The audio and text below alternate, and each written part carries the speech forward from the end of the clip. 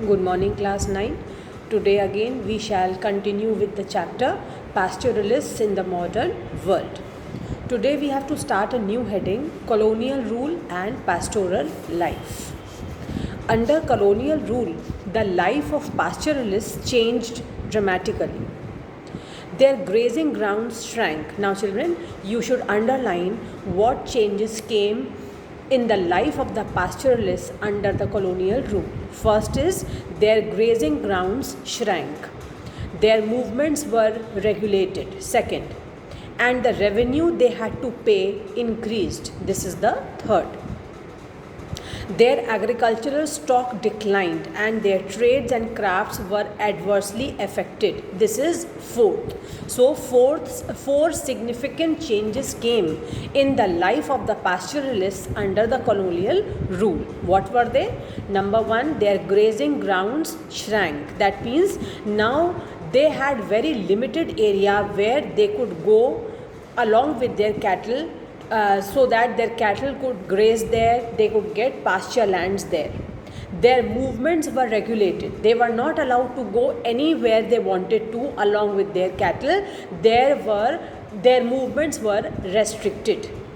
The revenue they had to pay increased. This was an added burden on them because they had to pay more revenue. Their agricultural stock declined because the land reduced.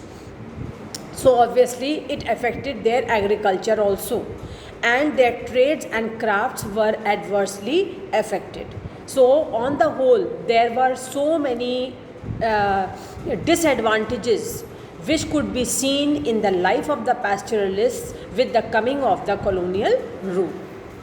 First, the colonial state wanted to transform all grazing lands into cultivated farms. Pay attention, this whole paragraph is very important because it will tell you what did the colonial rule want, how did they want things to change under them. The colonial state wanted to transform all grazing lands into cultivated farms. They wanted that wherever the cattle was going for grazing, those should be used for cultivation. Those land should be used for cultivation. Land revenue was one of the main sources of its finance. Now, why did they want to convert these grazing lands into cultivated farms? So that they could get more land revenue. By expanding cultivation, it could increase its revenue collection. As I just told you, why did they want the cultivated lands, cultivated farms to increase? So that they could get more land revenue from that land. By expanding cultivation, it could increase its revenue collection.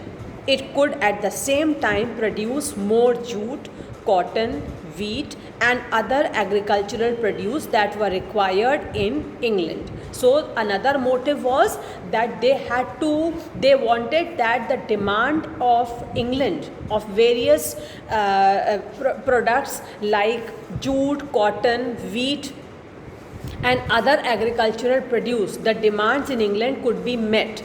That is why they wanted that more land should be under cultivation. To colonial officials, all uncultivated land appeared to be unproductive. Pay attention, each line is very important.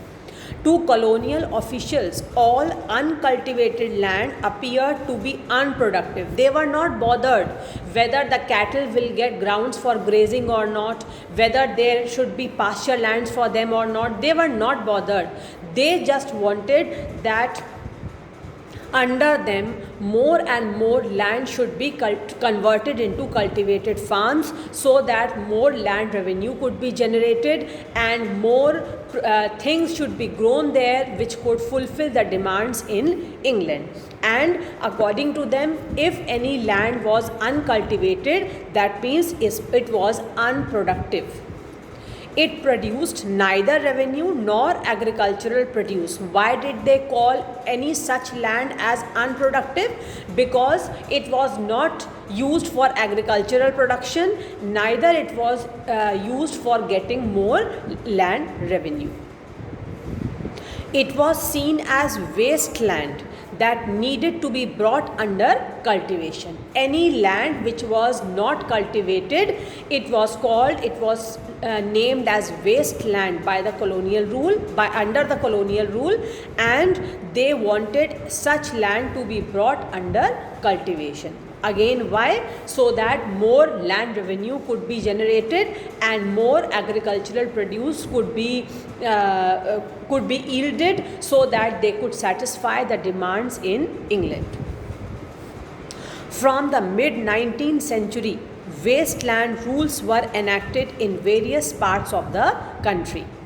By these rules, uncultivated lands were taken over and given to select individuals. Now, certain rules were made. They were called wasteland rules. And what was under these rules? Underline.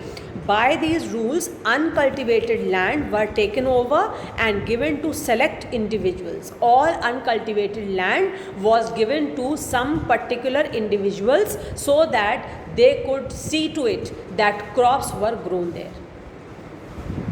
These individuals were granted various concessions and encouraged to settle these lands. So they were made the in charges of these lands, and they were given some benefits, some concessions, and they were also encouraged to settle these lands. That means to see to it that it was converted into cultivated farms. Some of them were made headmen of villages in the newly cleared areas. In most areas, the lands taken over were actually grazing tracts used regularly by pastoralists. So see how they took the lands which were till now under the pastoralists.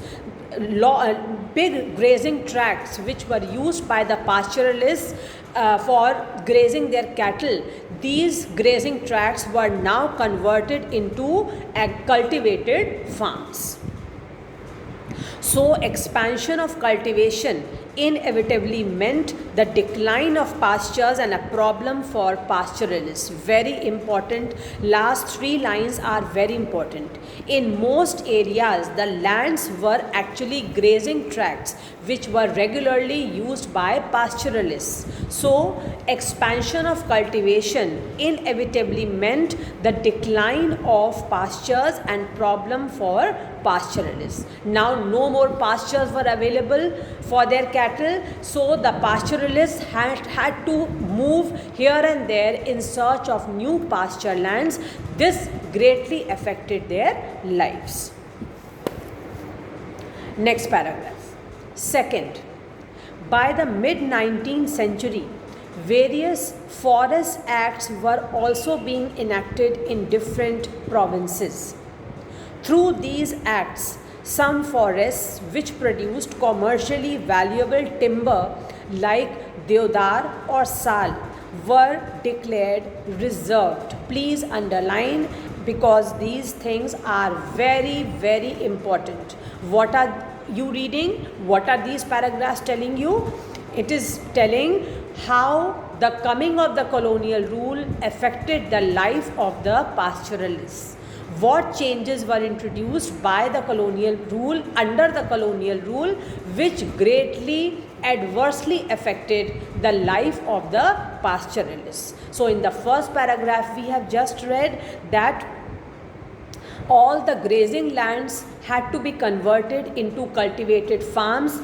This resulted in decreasing of the grazing lands, because now the large grazing tracts were converted into cultivable farms, and this greatly affected the life of the pastoralists.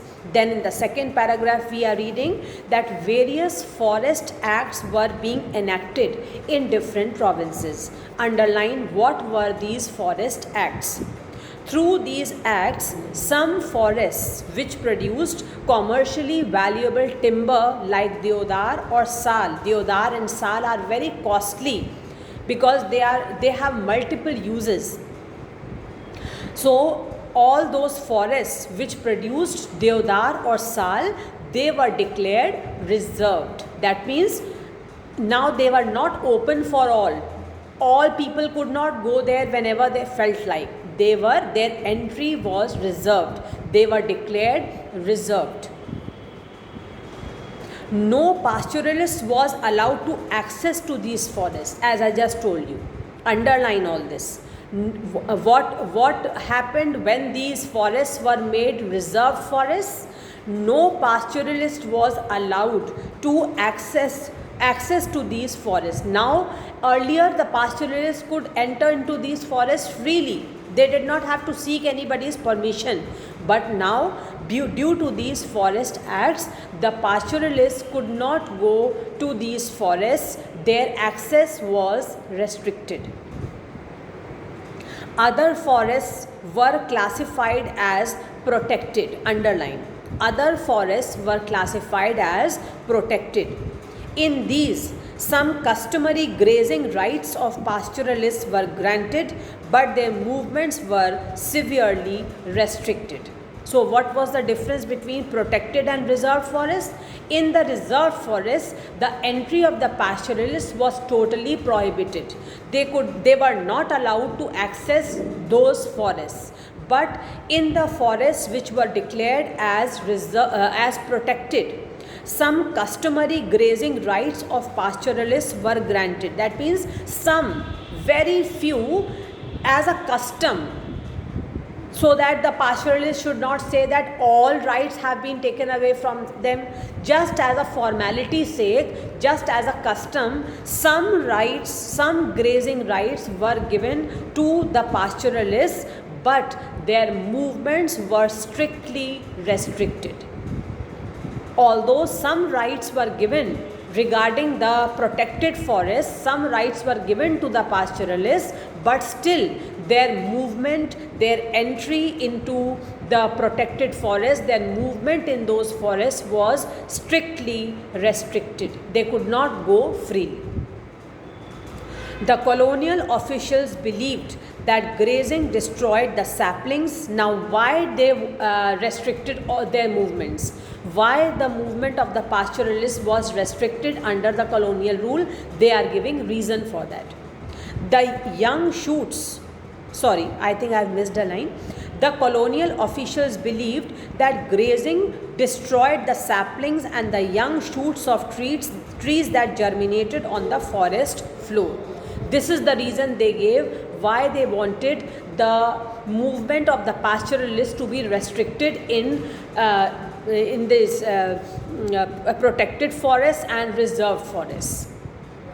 They felt that when the pastoralists will take their cattle there, their movement there is going to destroy the sapling and the young shoots of trees that germinate on the soil. The herds trampled over the saplings. Their sheep, their herd, they will trample over, they will walk over those saplings and they will munch away the shoots. They will eat the shoots. This prevented new trees from growing. So this is the reason they gave why they did not want the pastoralists to move around freely with their cattle in these forests, whether they were reserved forests or whether they were protected forests. They said that when they will move around with their cattle, the young shoots will be destroyed, the saplings will be destroyed, and their cattle, their herds are going to eat the young shoots, which will prevent the new trees from growing. These forest acts changed the lives of the pastoralists. Now these acts which were introduced, they had a very direct implication on the life of the pastoralists. Let us see. These forest acts changed the lives of the pastoralists. They were now prevented from entering many forests that had earlier provided valuable forage for their cattle. Underline. What was the effect on the life of the pastoralists? These forest acts had a very important implication, a serious implication on the life of the pastoralists. Earlier, they could move around freely in the forest. They could take their cattle anywhere in the forest they wanted to, and their cattle used to get valuable forage fodder for their cattle. But now this was not possible. Even in the areas they were allowed entry, their movements were regulated, as we have read in the previous paragraph in the Protected Forests Acts, that although some customary grazing rights were given to these pastoralists, but their entry was severely restricted. They needed a permit for entry. They could not enter into these protected forests whenever they wanted to. If they had to go inside, if they wanted to take their cattle with them, they had to take a permit. The timing of their entry and departure was specified. The timing of their entry and departure was specified. That means it was not that they went in the forest at 8 o'clock in the morning and they will return at 5 o'clock in the evening. They will spend a good time throughout the day in the forest. No, their entry and exit time had been specified, and the number of days they could spend in the forest was also limited. Not only the timing was limited, but also the number of days were limited. Pastoralists could no longer remain in an area even if forage was available. The grass was succulent and the undergrowth in the forest was ample. All these are the consequences, the effects of the colonial rule, the laws which they made, how these laws affected the life of the pastoralists. We are reading all these lines, so keep paying attention and keep on marking them. Pastoralists could no longer remain in an area even if forage was available, because their entry was restricted, their days were limited. So even if they wanted to take their cattle, because lot of forage was available, the grass was so juicy and soft, and the undergrowth in the forest was ample. Undergrowth in the forest means all those small little plants which grow in the forests on the ground, which the cattle graze upon. Although all these things were present in plenty, but since their movements were restricted, they could not go freely. They had to move because the forest department permits that had been issued to them now ruled their lives. They had to move because the forest department permits that had been issued to them now ruled their lives. That means the permits which had been issued from the forest department, it had a great effect on their lives. What effect? Without the permit, now they could not enter the forests. So these permits had greatly, you can say, affected their lives. That is why they had to move to different places. The permit specified the periods in which they could be legally within a forest. What did a permit allow then? The permit specified the period, the days, the time period when they could be legally allowed to go inside the forest. If they overstayed, they were liable to fines. If they overstayed there, they exceeded the number of hours. If they were allowed to stay there for 3 hours, they stayed there for 4 hours or 5 hours. If they exceeded the time limit, then they had to pay fine for that. Third, British officials were suspicious of nomadic people. Now we are reading what was the third thing that happened under the colonial rule that affected the life of the pastoralists. The British officials were suspicious of nomadic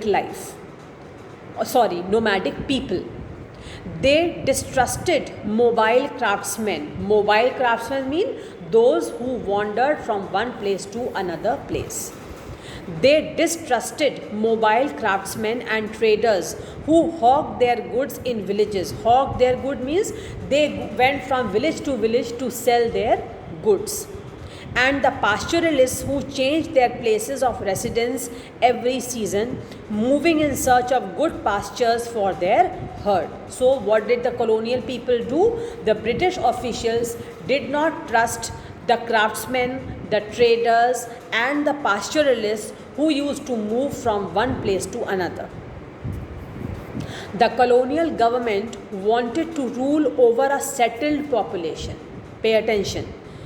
The colonial government wanted to rule over a settled population. Settled population means those people who would stay in one place, who would not change their place. Today they are here, tomorrow they are somewhere else, who keep wandering from place to place, who keep migrating from place to place. They did not trust such people who kept on moving from one place to another place due to several reasons. They wanted to rule over a settled population. They wanted the rural people to live in villages, in fixed places, with fixed rights on particular fields. Such a population was easy to identify and control. Now, this is the reason why they wanted to rule over a settled population. Because if today there are certain people, tomorrow there are new people, yesterday's population has migrated to some other place, and today again a new set of people have come. So it is not possible for a government to control them, to check them, to impose restrictions on them, and to identify them. That is why they wanted that there should be fixed population. The people should live in villages, in fixed places. They should enjoy fixed rights on particular fields, because such a population was easy to identify and control. Those who were settled were seen as peaceful and law-abiding. All those people, all that population that settled in a particular place was called peaceful and law-abiding. Those who were nomadic were considered to be criminal. How did they treat those people who moved from place to place, who were nomads? They treated them as criminals. In 1871, the colonial government in India passed the Criminal Tribes Act, underline. In 1871, the colonial government in India passed the Criminal Tribes Act. By this act, many communities of craftsmen, traders, and pastoralists were classified as criminal tribes. So all those communities which moved from one place to another, whether they were craftsmen, traders, or pastoralists, they were classified as criminal tribes. They were stated to be criminal by nature and birth. Once this act came into force, these communities were expected to live only in notified village settlements. They were not allowed to move out without a permit. The village police kept a continuous watch on them. Next para. Fourth. So we have read three important things, three important changes which were brought by the colonial rule and which adversely affected the lives of the pastoralists. Now we will see the fourth.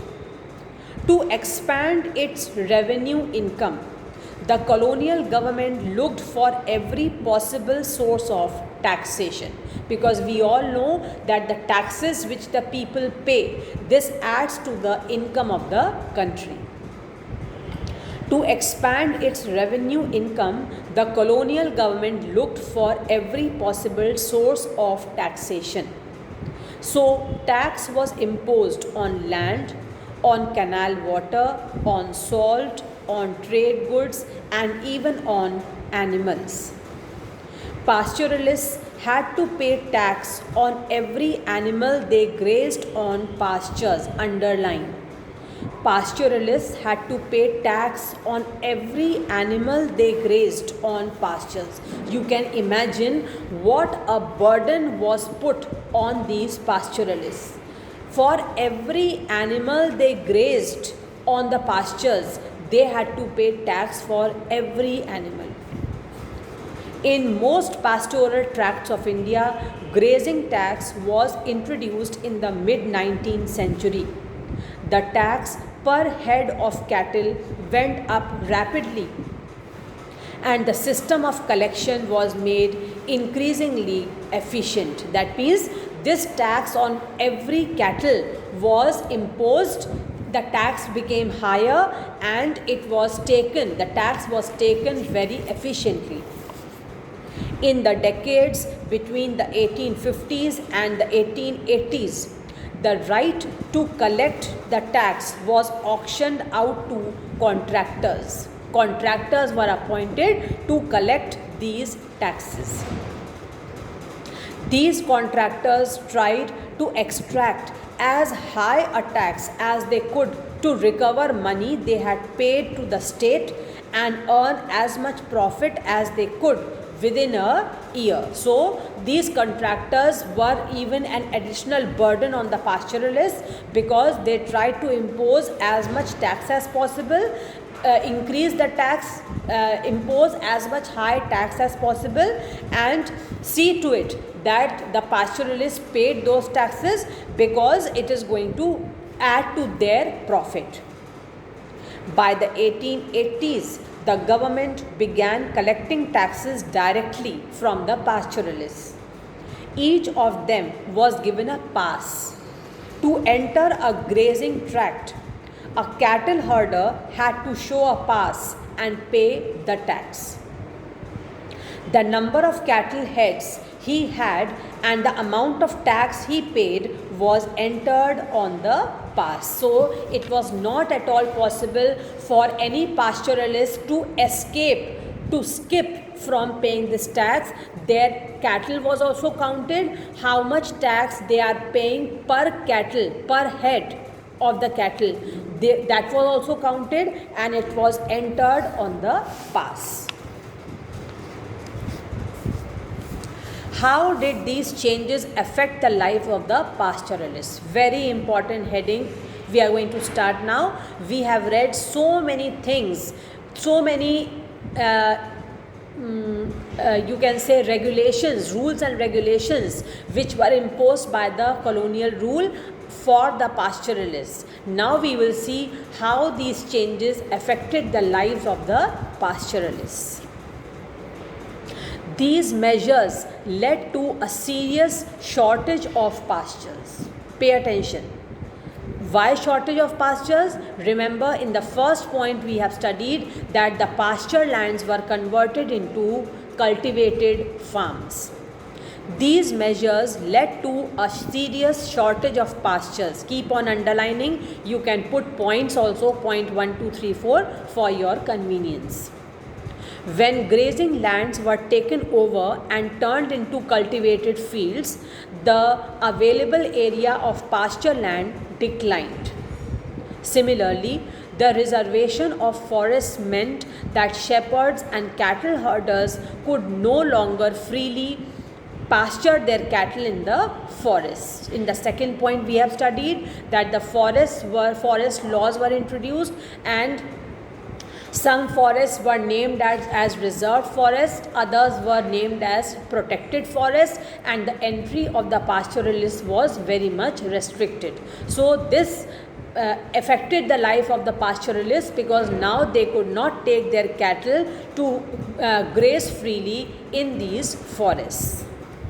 As pasture lands disappeared under the plough, that means cultivation took over and pasture lands started disappearing. Cultivation, or you can say agriculture, was now promoted on those lands which were actually pasture lands. As pasture lands disappeared under the plough, the existing animal stock had to feed on whatever grazing land remained, because most of the land now was cultivable land, so pasture lands kept on diminishing, kept on reducing. Hence the animal stock, the animals, the herds, the cattle, they had to graze, they had to feed only on limited grazing lands that remained. This led to continuous extensive grazing on these pastures. Now, since pasture lands were limited, so all burden of grazing was on these pasture lands which were available. All the pastoralists had to take their cattle for grazing only on limited pasture lands which were available. It resulted in continuous extensive grazing on these pastures. Usually, nomadic pastoralists grazed their animals in one area and moved to another area. In our previous class, children, if you remember, we had studied that the pastoralists grazed their cattle on one area and moved to another area. This gave time to the pasture lands which have been grazed by the cattle. This gave time to the pasture land to recover. And it also gave time, again there was lot of greenery, again there was recovery of whatever grass or whatever was growing there. But now this recovery time was no more available. Usually nomadic pastoralists grazed their cattle in one area and moved to another area. Their pastoral movements allowed time for the natural restoration of vegetation growth. As I just said, it gave time for recovery of grass or recovery of natural vegetation. But now this was not possible. When restrictions were imposed on pastoral movements, grazing lands came to be continuously used and the quality of pastures declined because this recovery period was no more there, so the quality of the pastures kept on declining.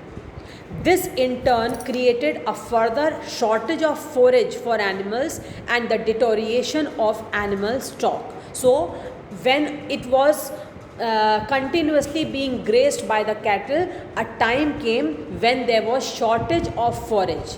There was shortage of fodder or forage available for these animals, and it led to deterioration of animal stock.